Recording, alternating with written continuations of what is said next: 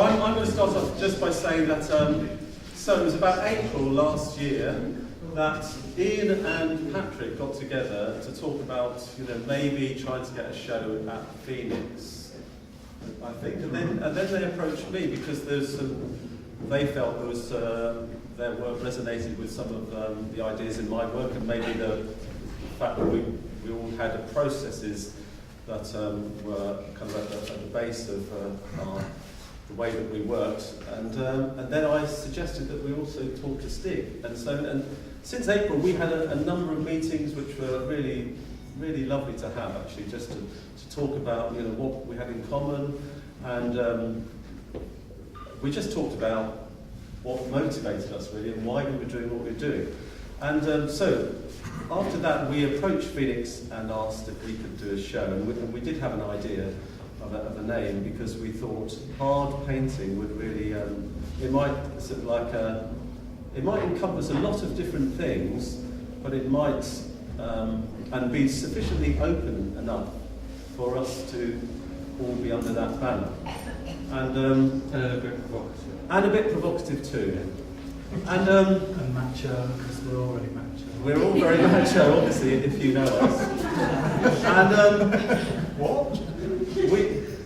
So we'd also a number of us had applied for various competitions and things, and you sent the letter off and got the kind of rejection, and so we were also feeling a little bit low about not showing our work. We were desperate to show our work and not seeming to have much success. So so in that respect, painting is hard, and there was also this kind of element of work that we also saw our practice as being very, not just something that we did that was in a warm environment and pleasurable, but really, really hard work for us, physically hard work often. And so there are two strands. Then of course we have got the other strand, like there are links to hard-edged painting and other genres of painting that you obviously all know about. There are other reasons for choosing the title. Peripheral edges was also the thing that sort of connected us all initially. Because we were sort of playing around in that area. Yes. Yeah. And then of course we also talked about the touring show that Sam Cornish has curated, which has resurrected lots of the work from the 50s onwards, 60s onwards. And Ian had Tess Jarrett's print, silkscreen print, Minuet, and we thought that was a fantastic link with what was going on in the UK at the moment anyway.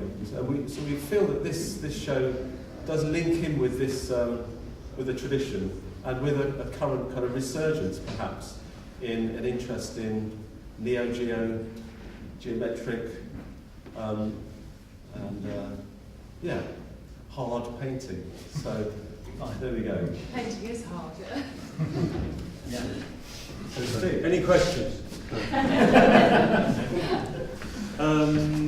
So these two paintings in front of us are polyester, sailcloth and acrylic, both part of a series called The Ravished Image, which is the name of a book by Sarah Walden written in the 80s about her criticism of museums and institutions over-cleaning paintings in their conservation departments. I work as a painter conservator, have done for the last 30 years, and so a lot of the things I deal with in my artistic practice are based on a lot of the practices that I deal with as a conservator. So I thought it was the book brought up a lot of interesting ideas about how we perceive paintings before and after they've been conserved, and how conservators can make aesthetic judgments when they're conserving a painting that will affect the way the painting looks, whether they So, for example, if you're thinking about varnish removal, you can not clean it, partially clean it, selectively clean it. So all these decisions affect the way painting looks to us hanging on a wall in a museum.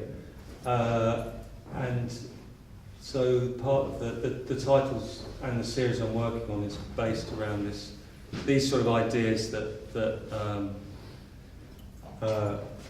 are involved in conserving a painting. So also these are both called the Ravished Image, but this one here is in brackets is based on a painting by Andrea Mantegna, which is in the National Gallery. And I was looking at drapery, and drapery is something that I think early figurative painters could really explore the abstract qualities in a painting in drapery, and so it was something that I wanted to sort of deal with in these paintings. And similarly, they started off as black and white paintings, very gestural, and then the way I work is I airbrush over very, very thin glazes, building up the colour over the top of the black and white ground. So there's a great example of the things I sort of deal with as a painting conservator. And there's a great example in the National Gallery of a painting by Robert Camp in 1440, and it's interesting how the painting had obviously in the 19th century had a lot of restoration work, and they'd added a bit of panel and added a cabinet, still life on the right hand side, and then it's Virgin in front of Virgin and Child in front of the fire screen, and they also added a top bit.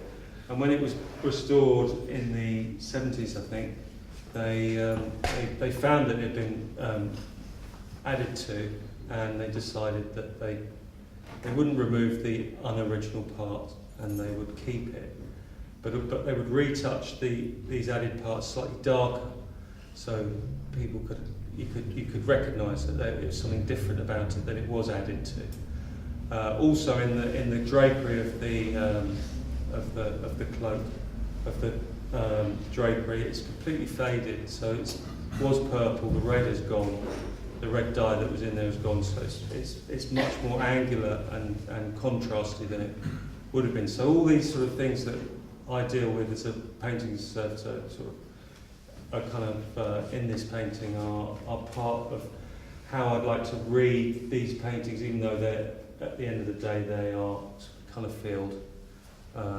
diptychs. That's it so far. Any other questions? How are we doing for time? Do you need to go on? It seems, I know you're a painting conservator, and I just didn't read them as having anything to do with that, and then when you mentioned it, it's so blindingly obvious. Yeah. I mean, I think it's important. It's nice to sort of. I want that. I think the titles are there to sort of lead you into perhaps thinking about it, thinking about how the process of change happens in a painting over time, how they're affected by conservators' decisions. So it's all sort of part of the process of making a painting, or these paintings anyway. And that one was particularly the orange and red one has got this kind of illusionism of the layers of when it started off, it was black and white, and there was a real sort of trompe l'oeil quality to it. So, and then when I start layering over airbrushing over the colour, it tends to flatten it a bit, but it still has that 3D effect. And I think that's it. Sort of, it's important to sort of in Jeff's write up for the show. He sort of says that he couldn't quite work out whether the brush strokes were on top of the colour or whether the colour was underneath the whether the brushstrokes are underneath. And I think for me it's important to have that sort of sense of mystery on how a piece of work is made, so it kind of holds your attention and kind of makes you kind of quite question how do they do that. It gives you sort of an idea of, it gives you kind of what Robert I've forgotten his name, but it's called what do you call the long look, Robert Hughes, and so it sort of holds your attention even though they're quite minimalistic, simple paintings. Decision not to put titles, I mean, that's for everything, really. Yeah, that would start an argument. Yeah. Yeah.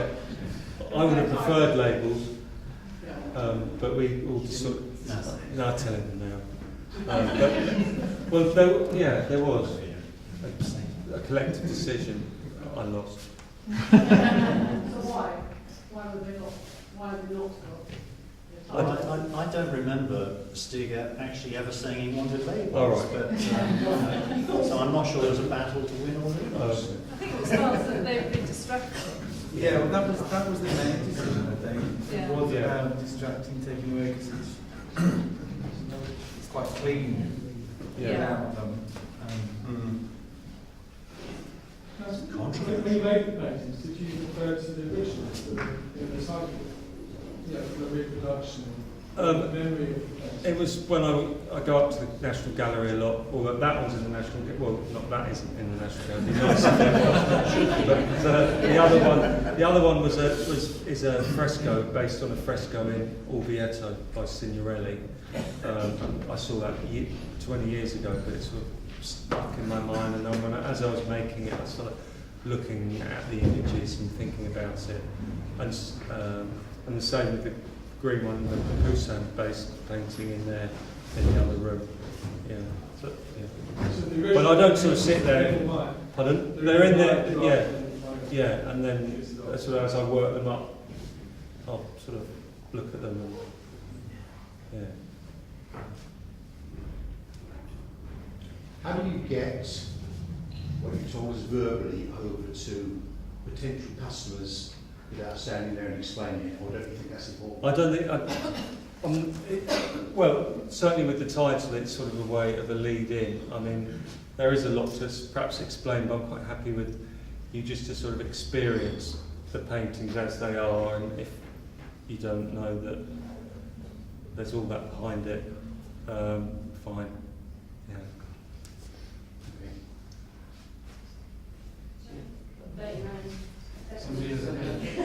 Sorry. These actions, are they the same actions that you would sometimes use in conserving art? Well, no. We're very bit more delicate. Yeah. I mean, these have to be the brush marks are sort of done in one hit, and often it'll go wrong, or I won't like how the forms have come out, so I have to sort of clean it off and wait for it to dry and then go back over it again.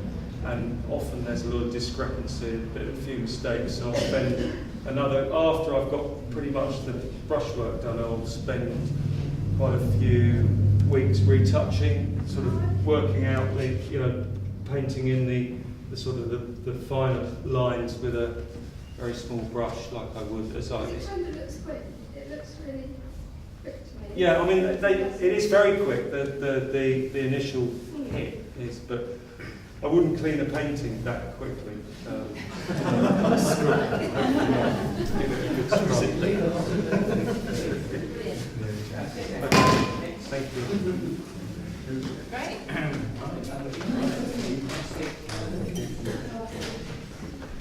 So, 10 minutes. Hello. I'm straddling the two corners here, so I don't know where to go. Hello, I'm Patrick O'Donnell. These are my two works in here. Well, three works in here. These acrylic and charcoal and board, and they're kind of result of a year of drawing in charcoal really, and trying to explore the medium, experimenting with really the formal elements of shape, tone, edge. And they kind of sprung from a visit to the Jewish Museum in Berlin, where there was the Holocaust Tower, which is amazing, dank, sort of dark space, which is this sliver, this triangular or trapezoid sliver of light coming through the top, and it was just all really dark, charcoal grey, very subtle, different planes of tone. So that kind of kick-started a year of drawing with charcoal and responding to a few images that kind of resonated with me. One of which you'll see out in the corridor was an underpass on the M25 called Orbital, with those two pieces. And I kind of, the only challenge I really set myself was to try and make sort of clean shades, clean edges with a traditionally really dirty material. Charcoal tend to associate with really expressive, poured, mark-making artworks, and I hadn't used charcoal for ages, and the last time I used it was sort of to do these quite gestural drawings, and I kind of wanted to see if I could treat it in a different way. So the drawings, probably more so than these, I feel could sort of pass as etchings, but then that's up for you to decide. So anyway, moving on to this sort of series of works, this is quite a personal subject. These are sort of, well, the paintings in it, that's kind of a site-specific piece, but the paintings in the exhibition kind of relate to photographs of my dad's house, who died last year. And they kind of various corners, various aspects of the place. And a lot of it, this whole idea of going into geometric abstraction, so I don't know if anyone knows my work, people in the Phoenix do, but the last sort of batch were quite painterly sort of planetscapes. There was some paintings at the end of the corridor last year, the moons, they were mine. So yes, it sort of jumps around a bit, but it's almost like I need something to happen, or some kind of trigger to sort of open a door for me to explore a certain sort of area. So I'm aware that this is a bit of a jump for me, but it was always something that interested me, and spending, I suppose, quite a lot of time in hospital spaces with both mum and dad over the years. I'm just like, oh my God, what would you do in this room? What's in here to look at? Because it's all very stark and empty. It's like trying to make sort of interesting compositions in the corners. For me, so that's kind of where this looking at domestic spaces came from, and that's kind of where these have come from in terms of like photographs, but through the process always incorporating just playing around with the formal elements, just to reduce them as much as possible. Like, you know, your Malevich's Black Square, and, you know, Joseph Alba's homage to the square and stuff. That's, I feel like I'm sort of trying to sort of work my way somewhere in the middle of those two, because you've got some suggestion of a nuanced tone going on there, but largely flat words, probably more so in the ones that you'll see in the other rooms, but that's kind of where they came from. And this piece here was again an experiment in kind of, you know, it's very rare that you get an opportunity to show in a space like this, so I was really quite keen to create a piece that was site specific, and it was all, you know, thankfully everybody agreed that was the best corner for it. But again, sort of hitting on what Stig mentioned, the Trompe l'oeil thing of that, you know, how can I kind of play with that kind of corner space and with flat sort of shapes to sort of create some sort of emotive response. And that's kind of it really. I don't know what else to say. So Is they're the top not blue? abstract at all, are they? Well, yeah, that's an argument. Maria Bonazet, she would put, there you are, you know. She would, yeah. They They're could very be personal. Yeah, they are very personal. And I suppose it's sort of clearing the decks as well in lots of ways. What can I do to sort of create an image or a painting that resonates, which is purely sort of flat, just geometric shapes. So yeah, there's the argument about abstraction there, because they are connected to places, but through the process of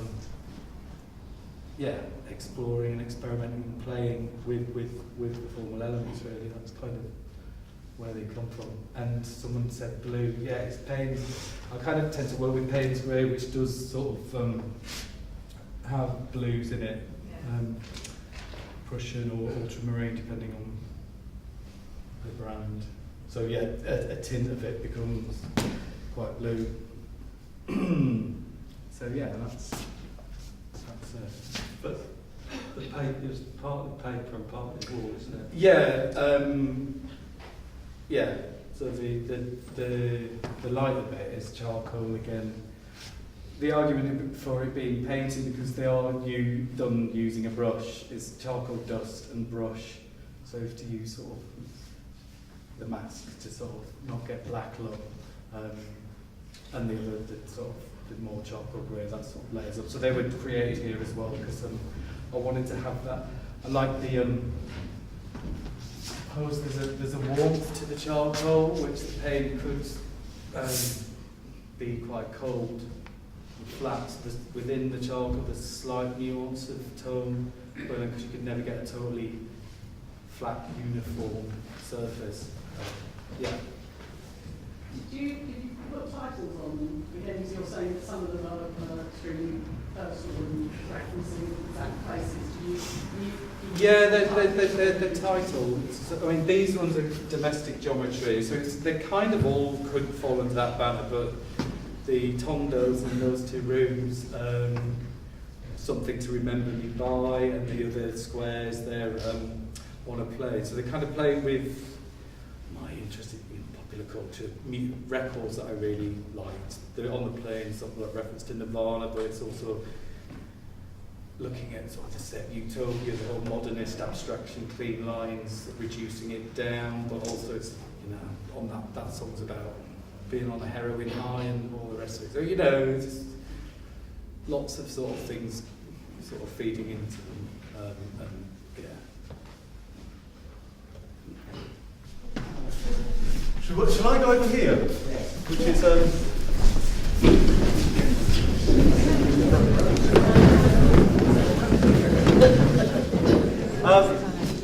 right, I've had a scientific rather than an artistic background, and I studied biology, and but I fell in love with resin after working with Tanya Dean at Brighton Uni down there, and I just loved the material. It really resonated with kind of my early childhood experience of plastic craft, and I guess I like the fact that it was something that was experiential. It was a liquid that I added a catalyst to, that I could add colour to and then work it, and then it went off, and then that was it, and you could put things in it.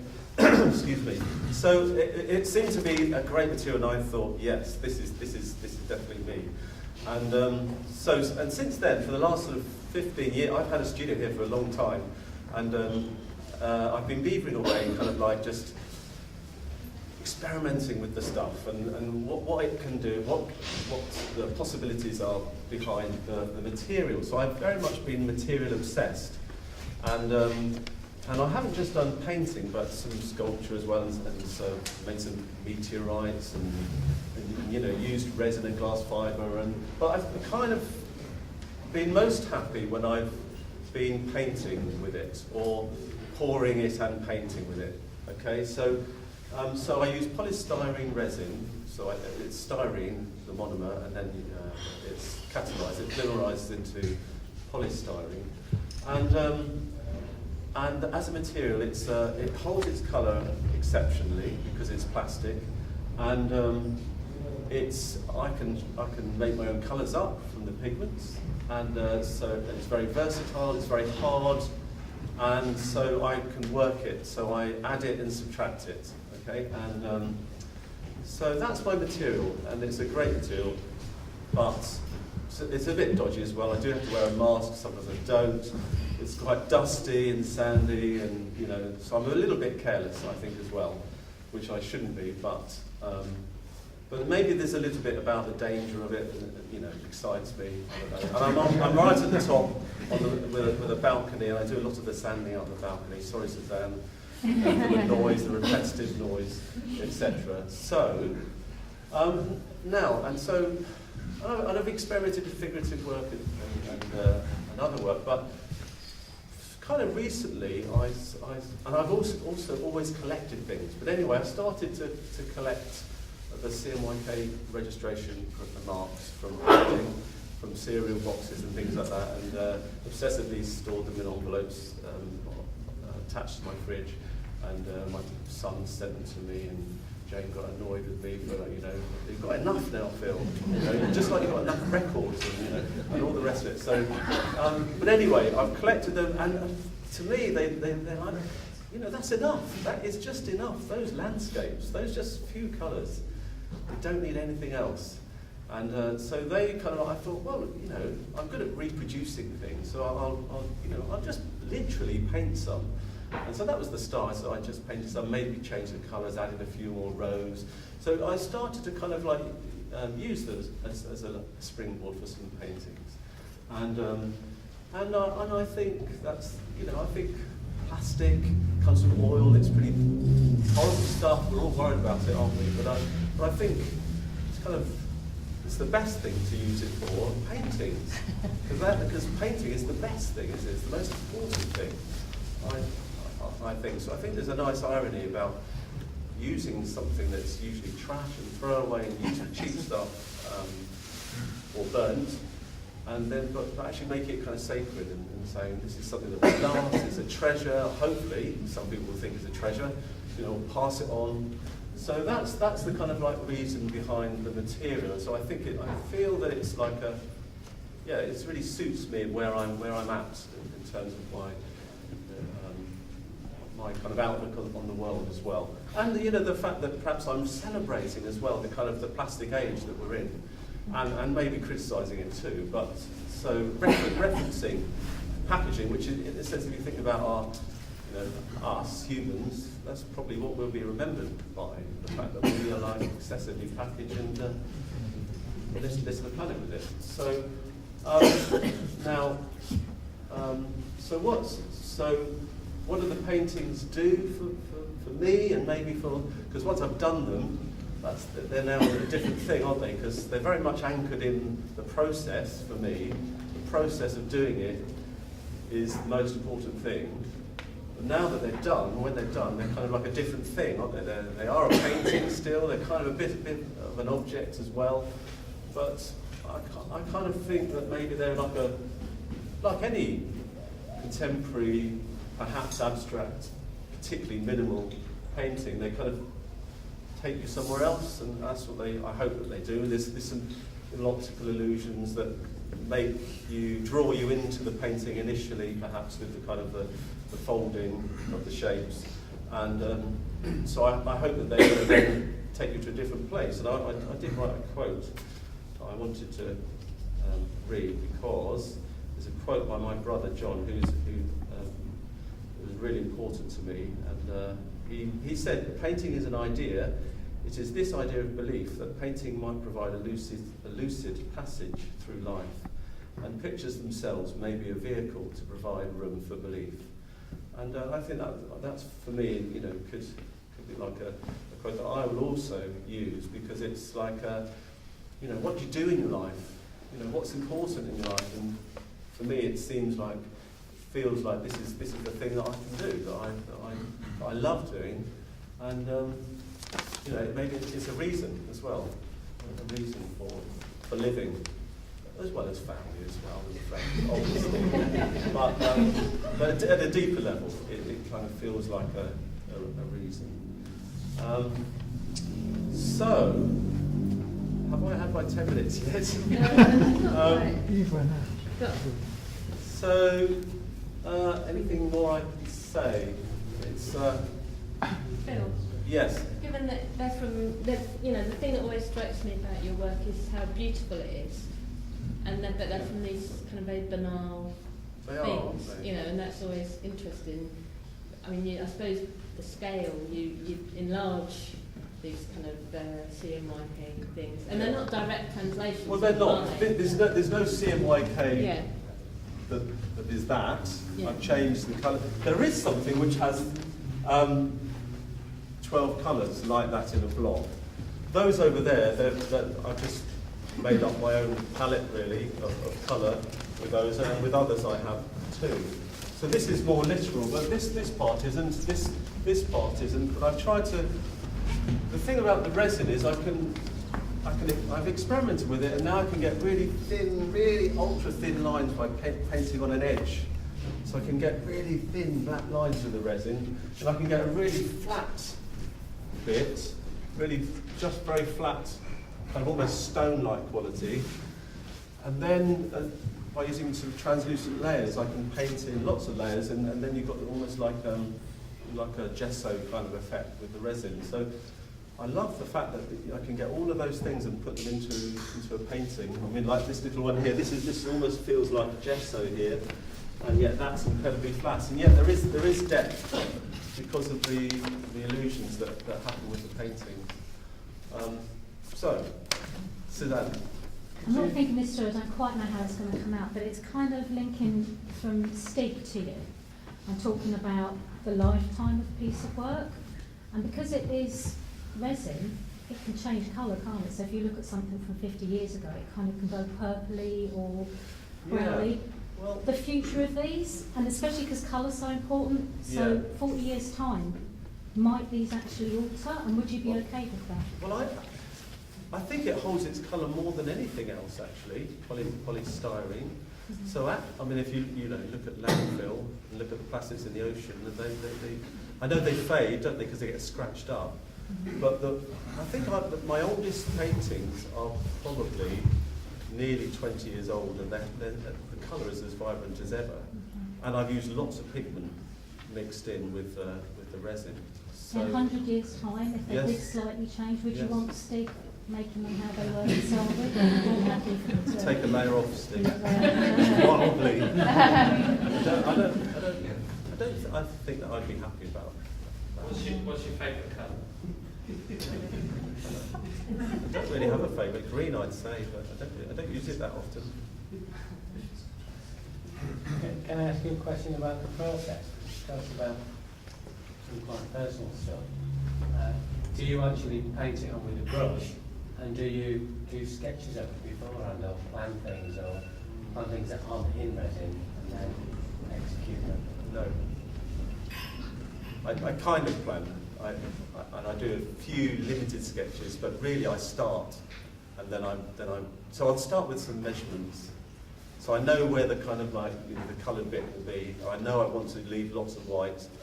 I know just for these paintings, I know I want to have this reference, this kind of window or door kind of reference. But after that, no, I won't. I'll sort of I'll work it up and. The brush question? And the brush question. It's just a technique question, really. Yeah. Some people may think resin is full, some people may think it's masked off, some people. Yeah. I use all of those things. I pour, I mask off, I paint with a brush. So I do all of those things. So that's why I think it's painting, but it's also, it's between painting and sculpture as well. Yes. So I was quite excited about the idea of you've kind of been an alchemist with science and art. And in school those are very separatist kind of disciplines. I think I was so excited by the way you've brought them together. Do you think have you got any other ideas, which can use that kind of overlap for the future? Well, I think I'm not. Certainly, historically, there's lots and lots of people that have been artists and scientists, haven't they, and contributed to the body of work that is art. so. But I think, I think I've got a little niche for me, and I do feel that. Well, I didn't go to art school. I did a biology degree, but this is where I've ended up, and I feel it's my little niche. I remember reading that Tracy Emin said that she threw away all her paintings and concentrated on the sewing, because she wanted her niche, and I thought that was really interesting, because I think I like this is my little area, and it does satisfy my.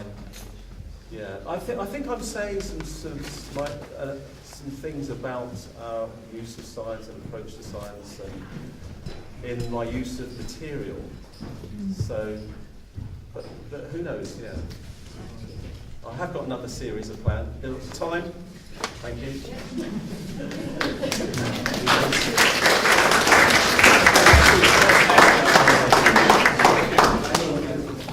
Hello, I'm Ian Boutel. I've got two paintings here in this room. I'm really not going to talk about them until right at the end. When I learned Patrick's backstory to his paintings, it sort of clarified something in my own mind about what I could say, because I was struggling. And I realised that it made me look back, as did some of our meetings, which we had earlier in the year from April onwards, and think about what is it, why is it that we do the things that we do. But only in the last few days, reading Jeff's review and then hearing Patrick say things, did I realise quite how personal some of the things that I do were. And I wondered where that all came from. Well, I'm an Essex boy. I come from Harwich, which is the gateway to Holland. And I lived in an area of marshland, totally flat. And it was a real shock for me when I first started leaving that area on my bike and cycling all of 15 miles to the Constable country.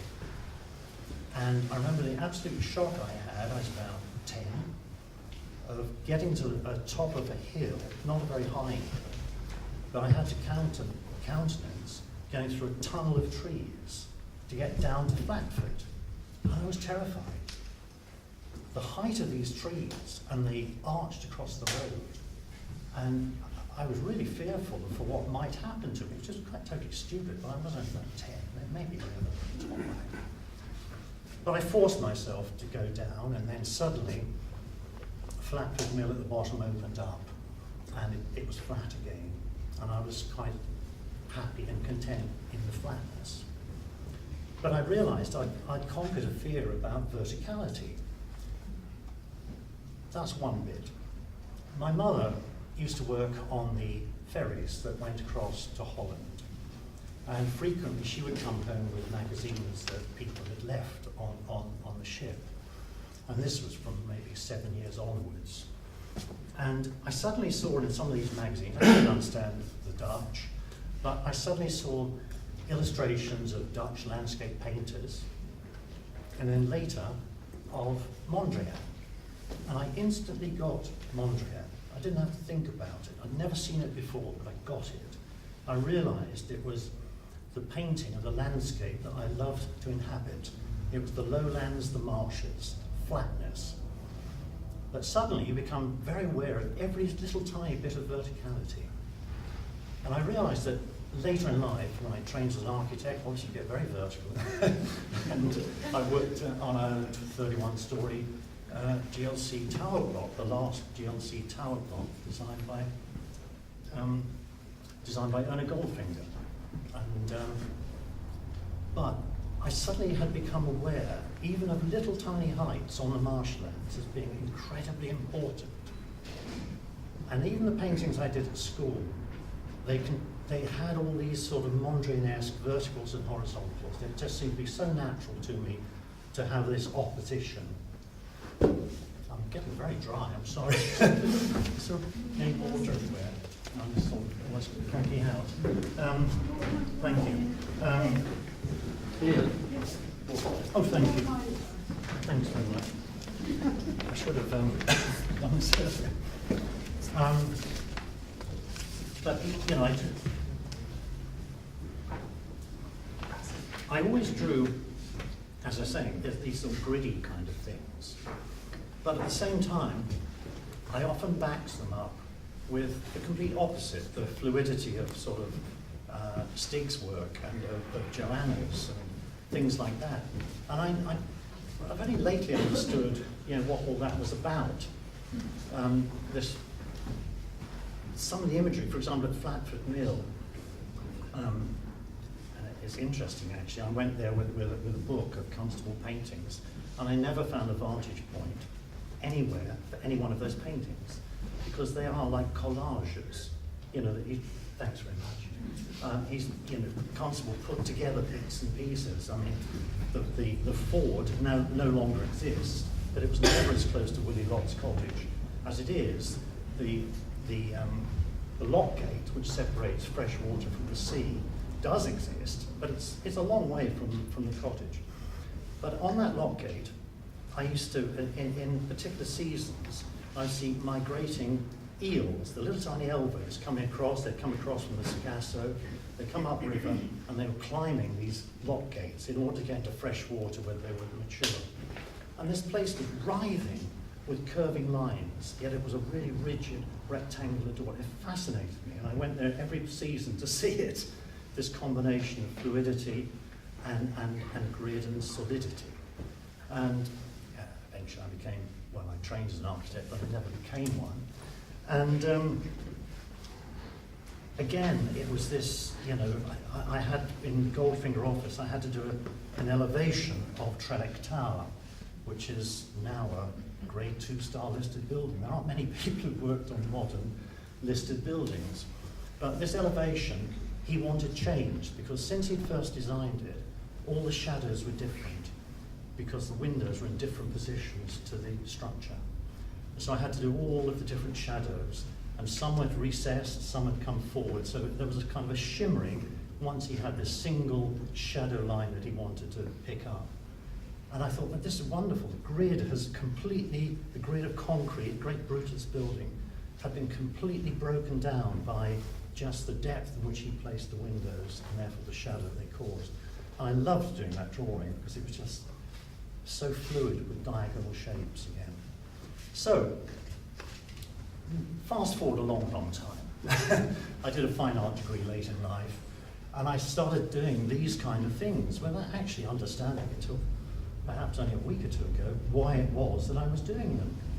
And I think, you know, that landscape that I inhabited as a kid and moved around with, on the marshes, for example, there's a grid of creeks. The ones that are straightest are the ones where the water flows fastest. And if you do as I did, I'd sort of enter them way inland, and I'd let them take me down to the sea, by which time the water level had dropped down. And you're suddenly confronted by maybe a 6-foot wall of mud either side. But that little bit of 6 foot is as unclimbable as a sheer mountainside in California. So the verticality thing may be very tiny, but it was very influential. So anyway, it's about grids, I suppose. And in my paintings, when I was doing my degree, I did a lot of taped pieces. Now the tape was just a tool to make sure the lines were very crisp. But behind them, I had patterns, not unlike, as I said, Stig and Joanna's. Now there's only one example of that here. It's just around the corner where there's a little bit where there's, you know, that rigidity playing off that sort of fluidity. These things are much more recent. So tape is a tool for me, and these were originally made with hazard tape, but I'm not interested in painting a picture of hazard tape. I'm more interested in the fractals that can be generated by the way you overlap these pieces. This one I call Never Ending, because I think it's not finished, and I may well add yet another layer of either of colour or different patterns, and it's quite possible that the black may entirely disappear, you know, and or even the yellow might disappear. it will be worked on, I think, continuously. It's not finished, but I don't know how I'm going to continue. Other than that, I also, before I did these, I was doing a lot of scraped things, very sort of like Gerhard Richter. And I think probably the next load, once I've taped the shapes, you know, on this way, I will probably start to draw, you know, slabs of colour across with many different colours in them. And maybe not even complete it, and I'll show gaps and holes to try to get a different kind of space within these things. So I'm already thinking about the next stage, and the next stage may be on that painting. It's probably my time, isn't it? 11 seconds, 10. 11 seconds. I'll stop there. So More. Thank you.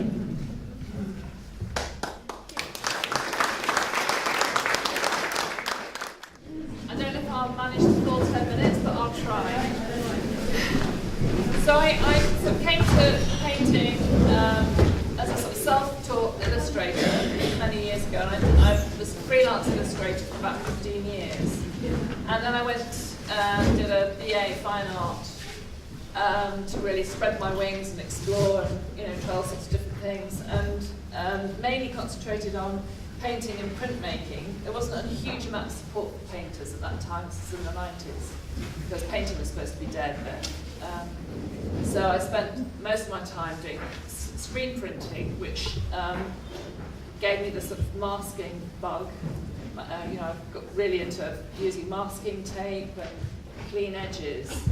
Probably a bit too much, a bit of a fetish going on there with masking tape and clean edges, but I kind of finessed that technique. I looked at all sorts of different artists, people like Michael Craig Martin's work, to see how he kind of, the technicality of what he did.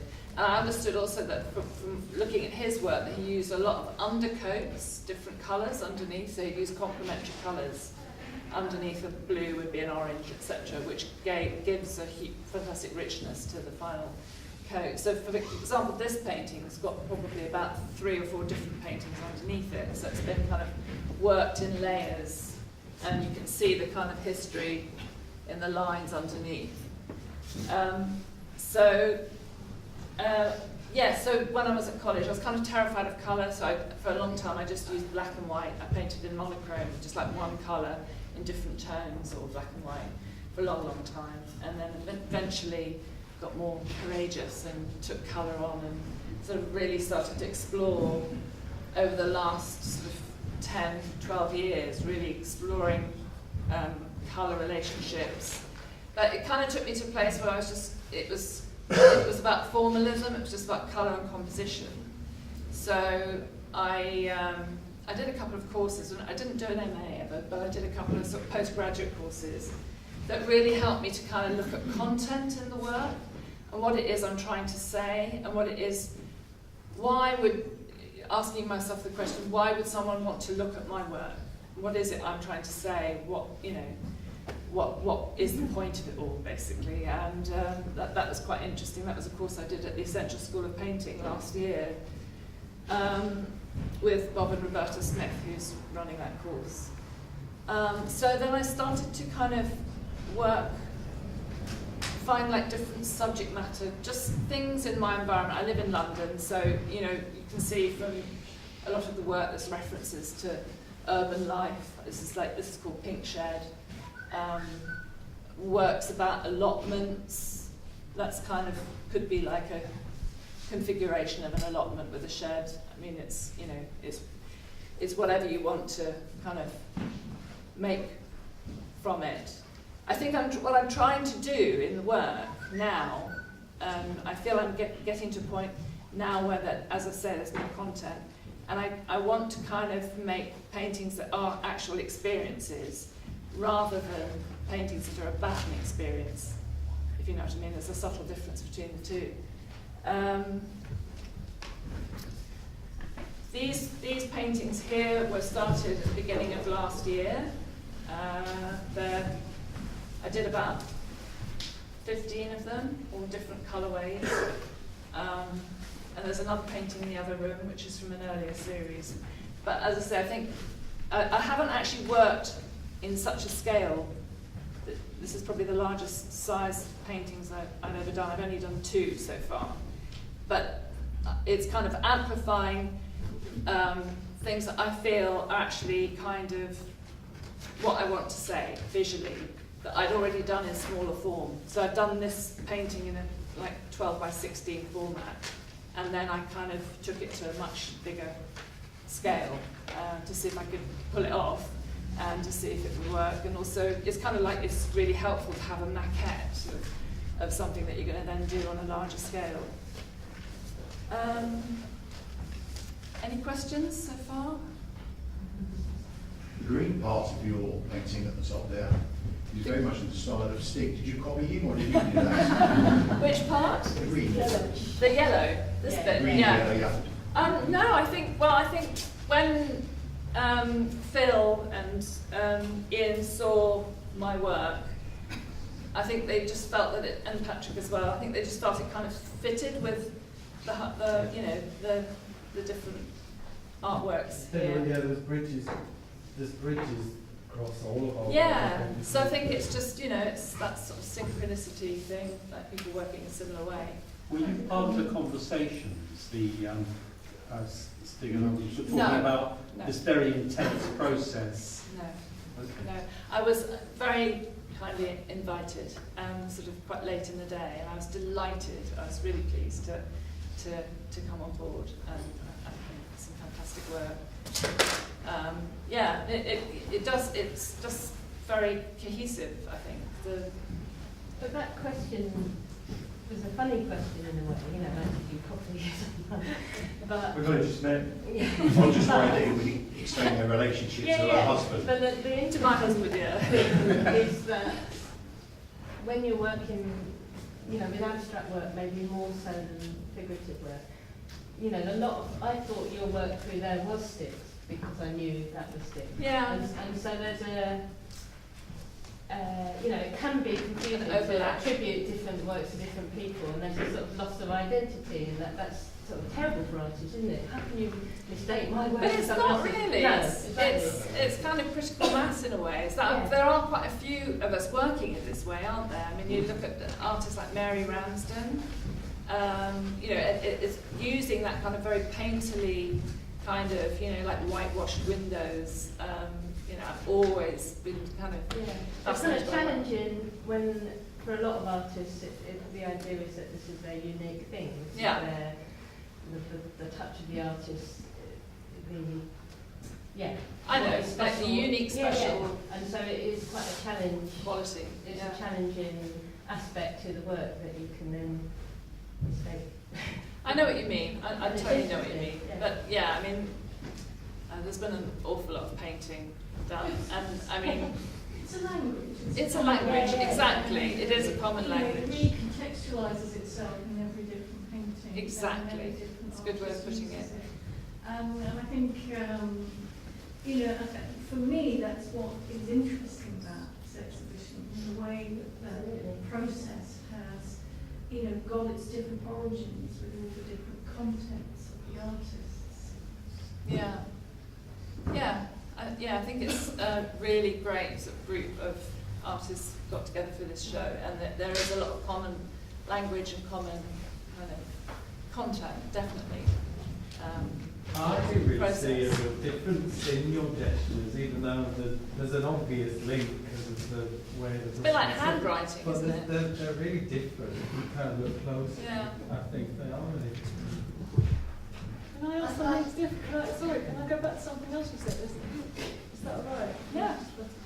When you said that you made a maquette for this, so I'm imagining that it seems to slightly contradict what you said before. That you said there's another painting underneath, and I imagine that you were working a bit more like Ian said, where you just kept going over and over that Yeah. painting, and Yeah, you yeah. didn't quite know what was happening to it. And I then think- you said you actually did it, like copied a small maquette. Yeah, well, it was a decision at quite a late point, after sort of having done maybe 3 or 4 different paintings on this canvas.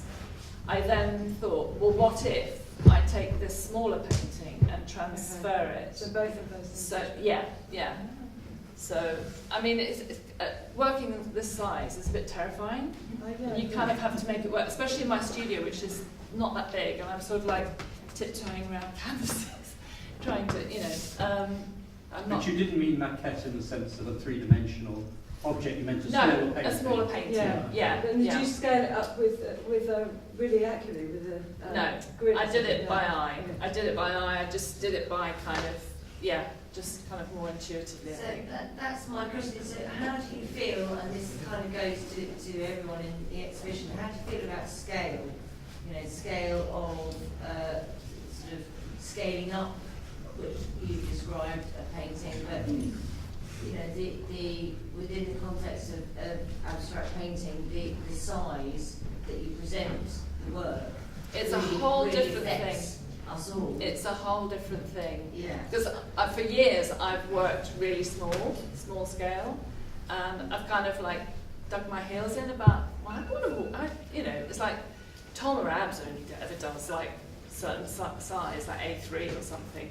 So, I think that's fine. I'll just carry on working small.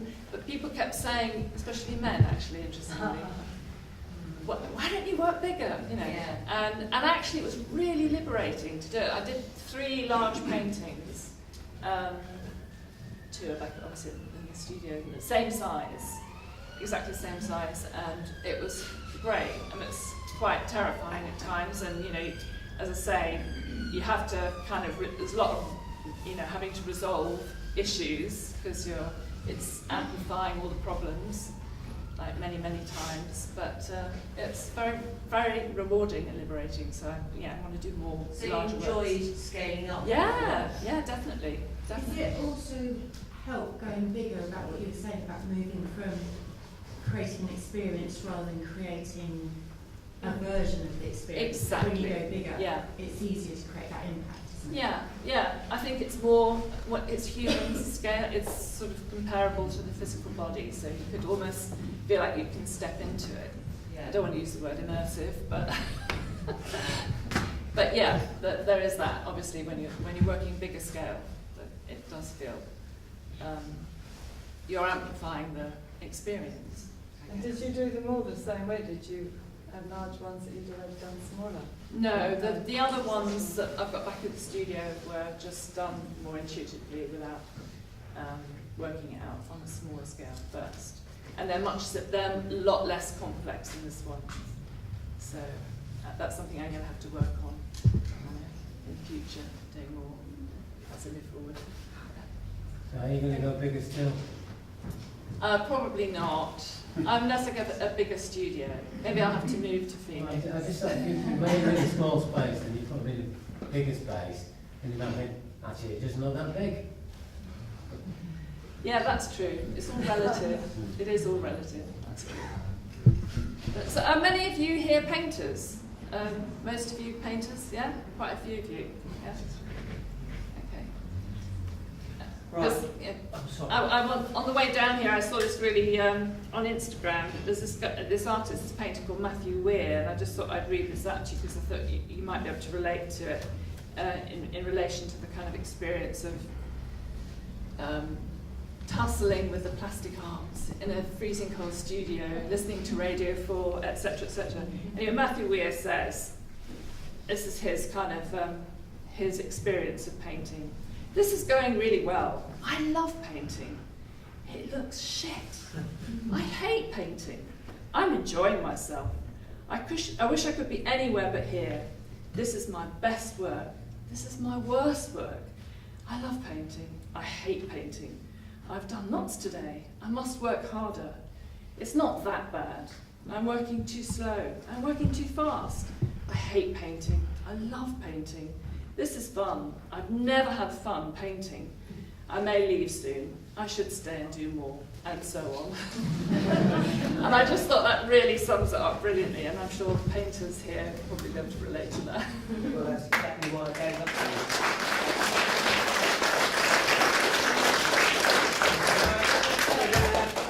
15 minutes, 20 minutes, get a drink, have a look around. Not a diatribe, because it was general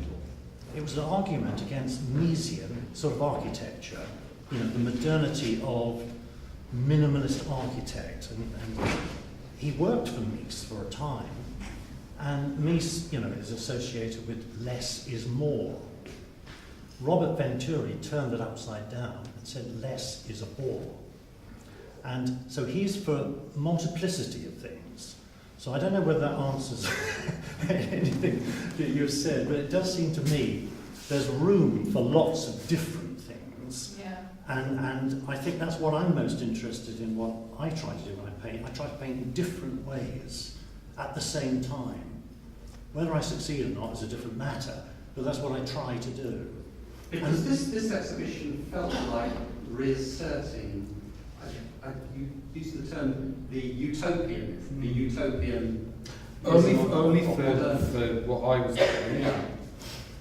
And that seems like an exciting thing to do, to sort of say, amidst the multiplicity that you're talking about, there is a space for the White Cube Gallery. Yes. And for what the White Cube Gallery introduced, which is the possibility of art not as always engaging with life, but as actually a utopian space in which people can actually inhabit something which is sort of generatively disengaged from the everyday.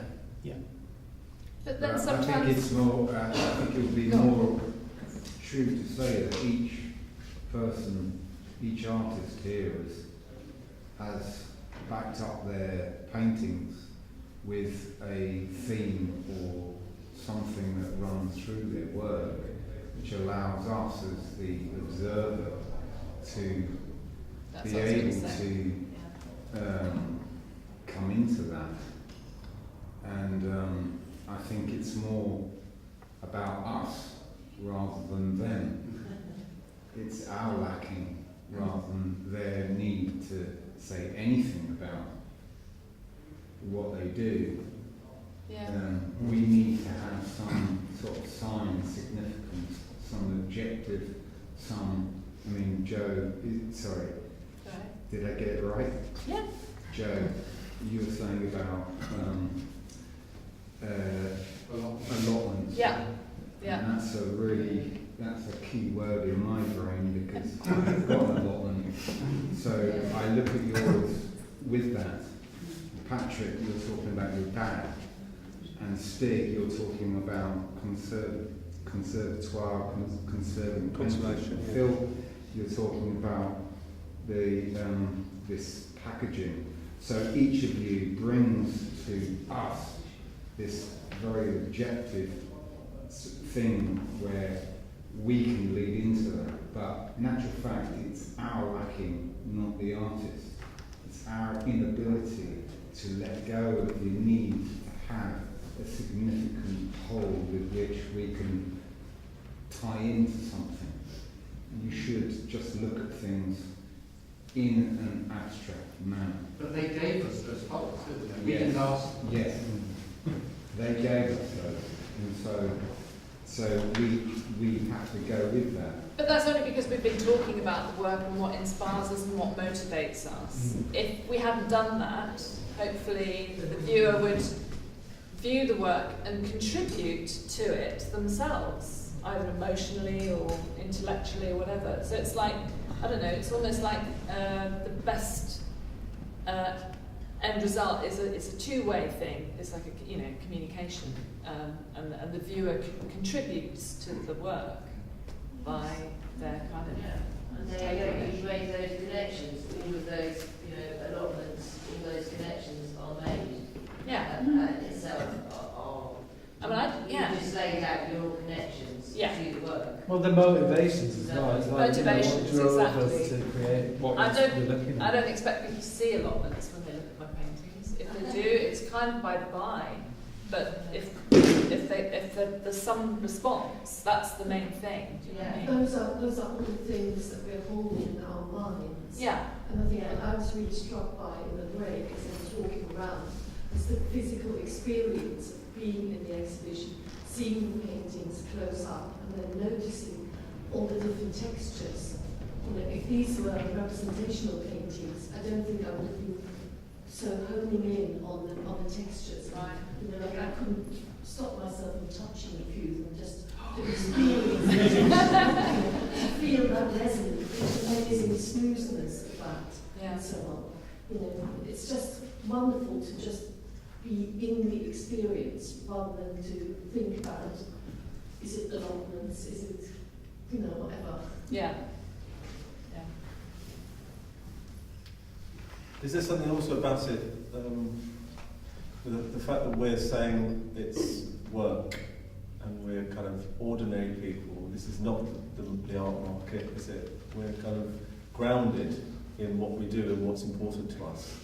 And maybe there's an element of that's not a new thing, but maybe that's something that is a thing that we're saying, that we're kind of delighting in maybe some overlooked things, certainly in my past that's true, or things that aren't always celebrated.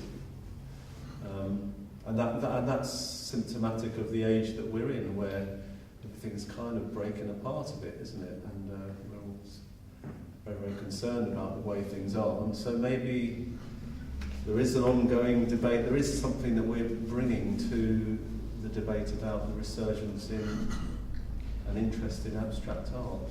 So where does it happen? Where is it happening? And I don't think going back to what you said as well, it was never, we knew it wasn't going to be shocking, it was never about, we knew abstract art isn't shocking. And the whole utopian thing, I could, vouch for what I was saying about, you know, the titles that we're using, especially the on a plane thing, but, and I get what you said about the white space. It's the compulsion to do it as well, the whole kind of under the umbrella of hard painting, one of the other kind of strands of it, and I always remember what you said. One of the meetings, it's like, oh, I've been doing it for too long now to stop doing it, you know, it's kind of, the whole kind of compulsion of doing it, and you know, I've started, so now I've started. And we all identified with that, and it's kind of like, you know, the obvious sort of conclusion to sort of generate a body of work is to show it somewhere, and that's kind of what we did, you know. That was the big part of the process too. For me, it's a brilliant exhibition. Congratulations, and it seems like you're a very strong collective.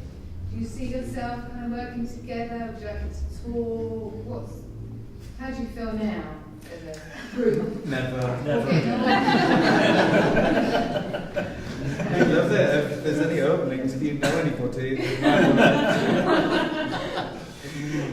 could go along the coast, let me know. Actually, Phil said in his talk about, right at the very beginning, what a really good experience it was when we were meeting, mainly around at his house and drinking quite a lot of beer and eating a few pizzas. It has been, I think, a really wonderful experience of actually learning what it is that we're doing, because frankly I have no idea, as was evident by my talk. But it has really made me think, and all of us I think more about what it is what we were trying to do. At first it just started as, I like your work, you know.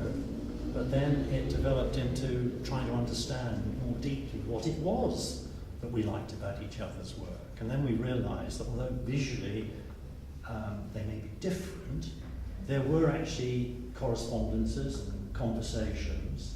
And I mean, several people picked up on Stig and Joanna, and to a lesser extent, I mean, I've got the same mark making, which appears in many of my pictures, but they're upstairs, they're not here. And we just recognised this similarity of language, you know, but that was coming together.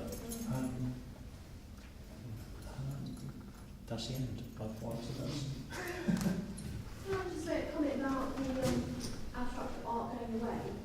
I'm not a painter, I'm actually a textile artist, and so one of the things that I've observed from the outside of it all is that obviously there's been a lot of negativity about painting, there's been a lot more installations and other things going on in the art world as such, but There's been a lot of abstract stuff going on in other fields that aren't perhaps still considered to be art in a pure sense. And that's a lot of the areas where women tend to work more. So, like in tapestry reading and in art quilts, which I tend to read around the art quilter. And it has been going on. And I was mentioning to Phil had lovely conversations with before that there's a big move in the quilting world. There's something called modern quilts, which has very much the feel of what he's got in his paintings. Massive amount of white space, a few bits of chosen, mostly graphic shapes and things like that. And it has been going on at a lower level. And apart from Tracy Emin and Grace and Perry, it hardly ever gets the look in from the main art world because it's not considered to be it's considered to be craft more than art. And we have moved on quite a long way in the last 10 years or so. But there are all seasons, aren't there, and fads and things like that. And but it hasn't ever gone away. It's just been in different fields that haven't necessarily been recognised. Yeah, but you get artists like Julie Colbert, who's doing really, really well, and she uses embroidery, but just because she uses something that you would imagine, in the past as being female, apart from in the 70s when I embroidered all over my jeans, her work is just brilliant work, and she pretty much uses embroidery on photographs and stuff like that. Yeah, but I've been doing in my field for 40 odd years, and it's only the last sort of 15 years that this sort of thing has been picked up really and acknowledged in work. And I know that more and more painters are turning to using textiles more beyond just the canvas that is painted on. I mean, I loved it when you said that your marks are about the drapery in the clothes. Right. Because I hate the old traditional masses, but when I go to I do a lot of them. And it's mostly because I don't like the frames, the ornate gold frames and all that sort of stuff from it. I think it detracts from and a lot of dark gloomy colours as well. But what I do love, and what I've started to really appreciate recently, is just how amazing the painting of textiles in a lot of the really old paintings is. And so I wouldn't have understood your painting in that way if I hadn't been here tonight, so I'm really glad I heard that. Thank you. I'm not sure if the painters would view your tapestry in the same way as they do as painting. Yeah. And therefore a painter would take what you're doing and and mould it into what they're doing in order to sort of like be maybe something that's like fresh or whatever. And so, marginally, if you can stay on the margin of what you're doing in every field of life, then that is to be applauded and also to be I think to we be have backed. to recognise that significantly the bio tapestry is being offered as a sort of big Brexit kind of no, we'll give you the bio tapestry or we'll lend you it's a massive textile sort of bit of historical art, and it stands alone. I mean, I have to say, like, I'm the really brother. Don't get a look in. No, they don't. And I'm the brother of Phil. So my mother is a textile. She does quilts, and I can, but her stuff, which is extraordinary, would never be seen as art. No. But until it is embraced, maybe by, artists, then it would become an art form. What I'm saying, because Tracy Emin and Grayson Perry have done quilts and embroidery, and that has been accepted as art. Yeah. But because they started off as painters or ceramicists, and that. And there's a sort of political challenge about it as well, because they're talking about gender issues a lot and things like that. Absolutely. And a lot of our work doesn't get, we don't get the space to exhibit in the same way, which is difficult. I think what you said about if more artists take it up, I think you should add another word, if more male artists take it up. That's, I think, the issue. Well, men in my field go straight to the top. That's what I'm saying. Yeah. Always Yeah, straight to the top. It doesn't work the other way. No, I know.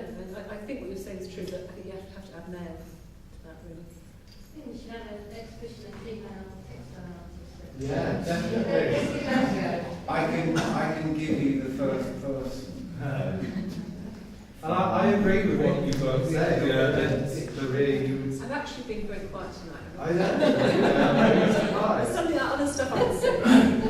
For the last show, I curated a show with June Frickleton, who's not here now. She was here earlier. That the lead, it was predominantly female painters in the last painting exhibition. It was here, but this hasn't been easy either. It's not been very straightforward getting this exhibition. We've had to do a lot of negotiation as well. So I'm not trying to belittle what you just said, because it was hard for us to get this show. It wasn't just, there you go, there's your space. We really had to kind of negotiate, jump through a few hoops, should we say? But yeah, but I agree totally.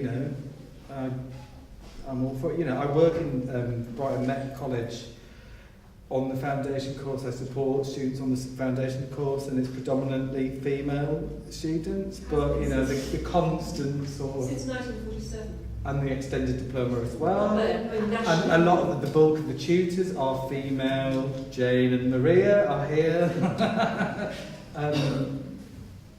Bulk of the artists are female as well. But in terms of who you see, in terms of high profile, things have got to change. Behind every Jackson Pollock, there's a Lee Krasner. Can I just ask? Did you have any debate about the title of this show? Yeah. Because with a history of abstraction, sort of phallocentric sort of notion, hard painting, I thought, are you being ironic here? What's going on?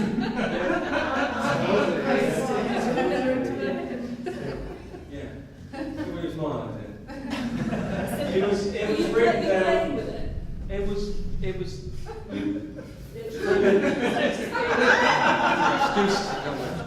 The sugar just got big. But Phil and Patrick and Ian had written a piece, and they were, I can't remember what it was, sort of saying painting and it's hard, and I just thought hard painting, and it is sort of a bit provocative. There is that element that to whole it. history of it being male. Yeah, exactly. Yeah, exactly. So I thought that was quite funny. But there's another side to it too. If you talk about being an abstract painter, people will often assume, oh, that's easy. You throw paint at the canvas and you get lucky. And we all know that kind of accusation. Well, as Phil was saying, it's bloody hard work. We don't throw paint at the canvas and get lucky. We actually work at it and make choices and decisions. And it's not like being a miner or working on a production line in a factory. And it doesn't mean to say it's not hard work. So we were addressing that alternative. Oh, that's easy. It's bloody well not. I think we can also take heart perhaps from the Tate model in that it is absolutely 50-50 gendered. And I think, if anywhere points the direction of the future, that does. And of course in its diversity of representation. So, how different spaces engage with that, different shows, that's always lots of different variants.